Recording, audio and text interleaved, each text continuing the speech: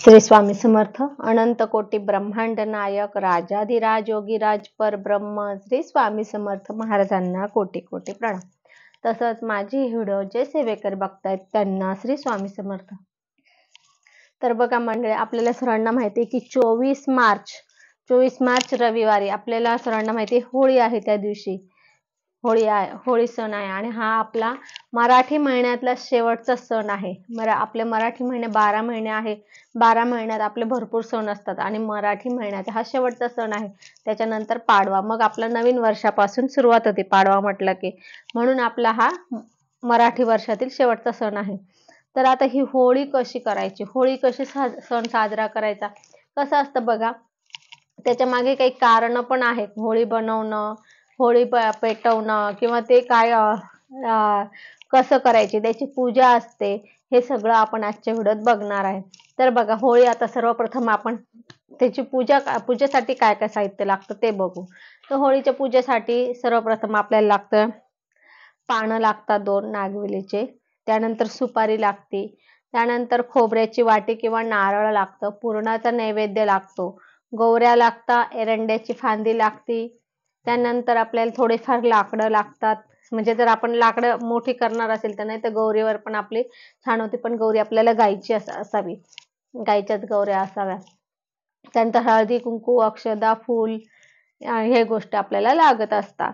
त्यानंतर आपल्याला पाणी, अगरबत्त्या, 2 अगरबत्त्या आणि तेलाचा किंवा तुपाचा दिवा, गाईचं तूप आणि कापूर, एवढ्या आपल्याला वस्तू लागतात पूजेसाठी. हे सगळ्या गोष्टी आपल्या घरात असतात, विकत काय आणायची गरज पडत नाही, सगळं आपल्या घरातच असतं. फक्त आपल्याला नागवेलीचे पानं आणावं लागतात, ते पण असले तर, नाही तर आपण आंब्याचे पानं पण ठेवू शकतो. समजा नागवेलीचे नसेल तर आंब्याचे पण ठेवू शकतो. तर असं आपले साहित्य आहे. आता हे कसं करायचं, ही होळी आपल्या घराच्या बाहेर अंगणातच करायची असते. आपल्या घराच्या बाहेर अंगण असतं, अंगणात थोडंसं झाडून वगैरे घ्यायचं, त्यानंतर थोडं शेणाने सारवायचं, गाईच्या शेणाने सारवायचं. तुमच्याकडे सिमेंटचा रस्ता असेल तुम्हाला होल करता येणार नाही, तर अंगण गाईच्या शेणाने सारून घ्यायचं आणि थोड्याशा अशा गौऱ्या घ्यायच्या, एक 5-7 गौऱ्या घ्यायच्या आणि त्या उभ्या अशा गौऱ्या लावायच्या आणि त्याच्यामध्ये एक एरंड्याची फांदी उभी करायची. असं आपल्याला करायचं आहे. आणि आपले ती होळी पेटवायची आहे, ही आपल्याला डायरेक्ट काडी लावून कधीही पेटवायचं नाही. कुठलंही आपल्याला यज्ञ, आपण मागच्या व्हिडिओतच सांगितलं, कुठलाही यज्ञ असेल तर आपण डायरेक्ट करायचं नसतं, डायरेक्ट त्याला काडी लावून पेटवायचं नसतं. तर डायरेक्ट काडी लावून पेटवायचं नसतं. मग काय करायचं, आपल्या घरातला दिवा असतो बघा, घरातला दिवा असतो, आपण देवांना जो दिवा लावतो ना, तो दिवा घ्यायचा, त्या दिव्यावर आपण कापूर पेटवायचा आणि त्याने आपण होळी पेटवायची असते. तर मग आता काय करायचं, ते गौऱ्या लावल्या, त्याला थोडं सगळ्या बाजूने गाईचं तूप टाकायचं, गाईचं तूप टाकायचं आणि नंतर मग आपल्या घरात जायचं, एक छोटासा गाईचा गौरीचा तुकडा घ्या, त्याच्यावर 2-3 कापूरच्या वड्या घ्या आणि आपल्या घरातला जो दिवा आहे त्या दिव्यावर तुम्ही ते पेटवून आणा. त्या दिव्यावर कापूर पेटून त्या गौरीवर घेऊन या आणि ते लावा.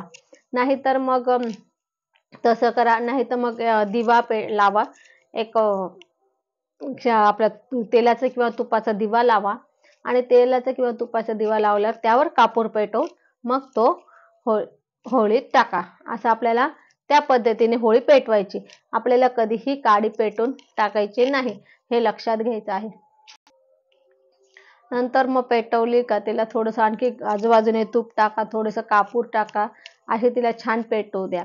पेटली की मग नंतर आपल्याला तिची धूपदीप करून पूजा करायची आहे. धूपदीप म्हणजे अगरबत्ती ओवाळायची आहे, मग दिवा ओवाळायचा आहे. त्यानंतर तिला आपल्याला हळदी कुंकू, अक्षदा, फूल यांची सगळ्यांची पंचोपचार पूजन करायचे आहे. याच्याने तिचे पंचोपचार पूजन करायचं आहे.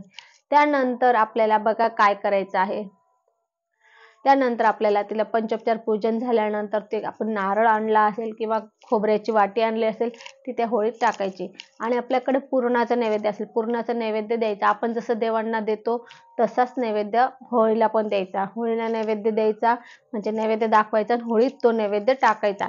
त्यानंतर आपल्याला प्रदक्षिणा करायची आहे. तर आपल्याला 3 प्रदक्षिणा करायच्या आहे. बरेच जण म्हणतात 7 करा, 5 करा, पण होळीला 3 प्रदक्षिणा करायच्या आहे. आता तुम्ही म्हणाल 3च का? तर आपला राग, द्वेष आणि मत्सर हे याचं प्रतीक असतं. हे आपल्याला 3 प्रदक्षिणा. पहिल्या प्रदक्षिणेत आपण राग घालवायचा असतो, म्हणजे राग हा जाळायचा असतो. दुसऱ्या प्रदक्षिणात आपल्याला मत्सर, द्वेष हे 3 असतं. हे 3 आपल्याला त्या होळीत जाळायचे असतं, म्हणून आपल्याला हे 3 प्रदक्षिणा करायच्या असतात. तर आपल्याला होळीला 3 प्रदक्षिणा करायच्या आहे. प्रदक्षिणा झाल्यानंतर आपल्याला होळीला हात जोडून विनंती करायची आहे की माझ्या मनातले, माझ्या परिवाराचं, माझ्या आजूबाजू ज्यांच्याही विषयी माझ्या मनामध्ये राग, द्वेष, तिरस्कार असेल तर सगळा निघून जाऊ दे. सगळा तो राग, द्वेष सगळा तुझ्यामध्ये जळून जाऊ दे आणि माझ्या मनामध्ये सर्वांविषयी आदराची, प्रेमाची भावना निर्माण होऊ दे, असं आपण तिला मनोमन विनंती करायची. आणि त्यानंतर मग ते खोबरं असेल तुमचं, त्यानंतर नारळ असेल ते काढून घ्यायचं आहे.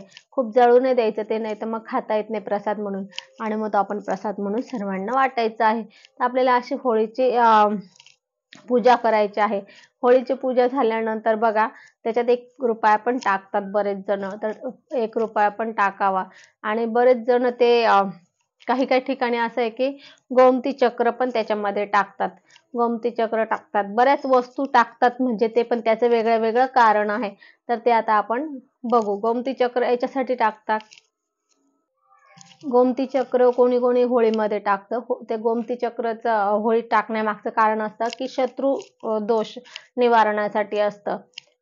त्यानंतर कोणी कोणी ते किडे बघा, आपल्याकडे झुरळं, मुंग्या हे बरेच असतं ना, हे प्राणी असतात बघा, झुरळ असतात, मुंग्या असतात, डास असतात, तर हे असतात. तर ह्यांचा पण नाश व्हावा, म्हणजे हे पण आपल्या घरात येऊ नये, आपल्या घरात आपल्याला त्रास देऊ नये, म्हणून त्याचे पण प्रतीक म्हणून लक्ष द्या. प्रतीक म्हणून आपलं कणिक असतं, पोळ्यांचं कणिक असतं, त्याचे ते छोटे बनवायचे आणि एका कागदाच्या पुडीत बांधून ते टाकायचे. असं करायचं असतं ते. नाही तर तुम्ही काय कराल, जिवंतच घेऊन टाकाल. एकाने केलेलं आहे असं, म्हणून एका व्हिडिओमध्ये आपण असंच सांगितलेलं, व्हिडिओत नाही सॉरी मार्गदर्शनातून बोललेले, ते केंद्रात एकदा मार्गदर्शनाला बोललेली की त्याचं बनवून टाकायचं. पण एकाने, बाकीच्यांनी ऐकलं, एकाने अर्धवट ऐकलं, त्याने डायरेक्ट जिवंत झुरळ पकडून टाकलं होळीमध्ये, डास पकडून टाकला होळीमध्ये, मुंगे पकडून टाकले. तर असं जिवंत कधीही टाकायचं नाही. कुठल्याही प्राण्याला आपल्याला त्याच्यात जाळायचं नाहीये. आपल्याला कुठल्याही प्राण्याला मारण्याचा किंवा जाळण्याचा अधिकार नाहीये, आणि त्याचं पाप पण लागतं आपल्याला. म्हणून आपण काय करायचं, कणकेचं घ्यायचं. आपलं जे गव्हाचं कणिक असतं पोळ्यांसाठी मळतो, तर त्याचं घ्यायचं छोटंसं, थोडे छोटे छोटे त्याचे प्रतीक बनवायचे आणि ते आपल्याला त्याच्यात टाकायचे आहे. आणि विनंती करायची की माझ्या घरातले हे जे प्राणी आहे, उपद्रव प्राणी आहे, यांचा नाश होऊ दे, किंवा हे माझ्या घरातून निघून जाऊ दे. नाश होऊ दे नाही, सॉरी असं नाही म्हणते, हे माझ्या घरातून निघून जाऊ दे, माझ्या घरातल्यांनी मला त्रास नको देऊ दे, असं म्हणून त्याला विनंती करायची. तर असं करायचं आहे. ह्या गोष्टी लक्षात ठेवा आणि अशा पद्धतीने आपल्याला होळीचा सण साजरा करायचा आहे. होळीला शक्यतो पुरणाचा नैवेद्यच करावा. शक्यतो जमलं तर तेच पुरणाचा नैवेद्य करा, नाहीतर आपल्या याच्यानुसार करा, पण गोड काहीतरी करा.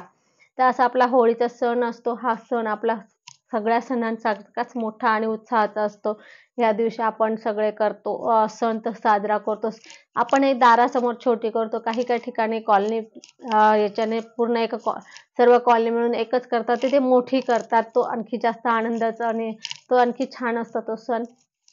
जर आपल्याला मोठ्या होळीला नाही, किंवा आपल्या दारापुढे आपल्या छोटी होळी करायला नाही जमली, तर एखादी आपल्या कॉलनीत असेल मोठी होळी, तर आपण तिथेही जाऊन त्या होळीची पूजा करू शकतात. तिला सगळे आपले जे काही आहे पूजा पाठ सगळं करू शकतात. असा आपला होळीचा सण होता. अतिशय छोटी आणि माहिती होती, पण महत्वाची होती. तर असं आज आपण इथेच थांबू. ह्या पद्धतीने आपण होळी नक्की साजरा करा. होळीचा सण हा आनंदाचा आहे. ह्या सणामध्ये आपल्याला राग, द्वेष, मत्सर, तिरस्कार, जे काय आपल्यामधले अवगुण असतात, हे सर्व आपल्याला होळीत जाळायचे असतात. आणि तिला सांगायचं असतं, माझ्यामधले जे काही अवगुण आहे सगळे तुझ्यामध्ये नष्ट होऊ दे आणि माझ्यामध्ये सगळे सद्गुण येऊ दे, असं आपल्याला होळीला प्रार्थना करायची असते. तर आपण नक्की अशा पद्धतीने होळी साजरी कराल अशी मला खात्री आहे. तर असो आज आपण इथेच थांबू. झालेली सेवा स्वामींच्या चरणी अर्पण करू. आपल्याला जर माझी ही व्हिडिओ आवडली असेल तर लाईक, शेअर, कमेंट करा. माझ्या चॅनलला सबस्क्राईब करा. श्री स्वामी समर्थ.